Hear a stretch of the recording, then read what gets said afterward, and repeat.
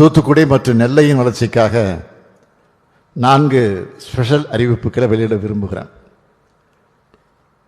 முதல் அறிவிப்பு, தூத்துக்குடி மாவட்டத்தில் 250 ஏக்கர் பரப்பளவில் ஒரு விண்வெளி பூங்கா, ஸ்பேஸ் பார்க் அமைக்கப்படும்.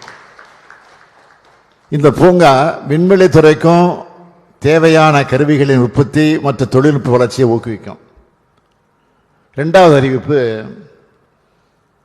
கப்பல் கட்டுமான துறையை மேம்படுத்த நம்ம மேற்கொண்டு வரக்கூடிய முயற்சிகளோட ஒரு பகுதியாக இதுக்காக ஒரு பிரயோஜக நிறுவனம் வெகு விரைவில் தொடங்கப்படும்.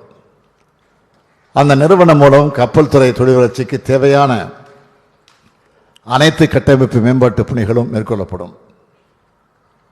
மூன்றாவது அறிவிப்பு, முருங்கை ஏற்றுமதி மற்றும் சாகுபடி கட்டமைப்புக்காக தூத்துக்குடி மற்றும் திருநெல்வேலி மாவட்டங்களில் 5,59 லட்சம் ரூபாய் செலவினத்தில் ஒரு புது வசதி மையம் நிறுவப்படும். நான்காவது அறிவிப்பு, திருநெல்வேலி மாவட்டத்தில் தமிழ்நாடு உணவு பதப்படுத்துதல் மற்றும் வேளாண் ஏற்றுமதி மேம்பாட்டு கழகத்தோட மண்டல பிரிவு அமைக்கப்படும்.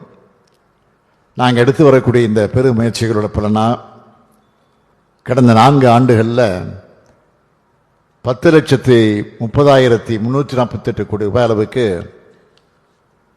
உறுதி செய்யப்பட்ட முதலீடு, 32,28,445 நபர்களுக்கு உறுதியளிக்கப்பட்ட நேரடி மற்றும் மறைமுக வேலைவாய்ப்பு என்ற வகையில் 898 திட்டங்களை ஈர்த்திருக்கிறோம்.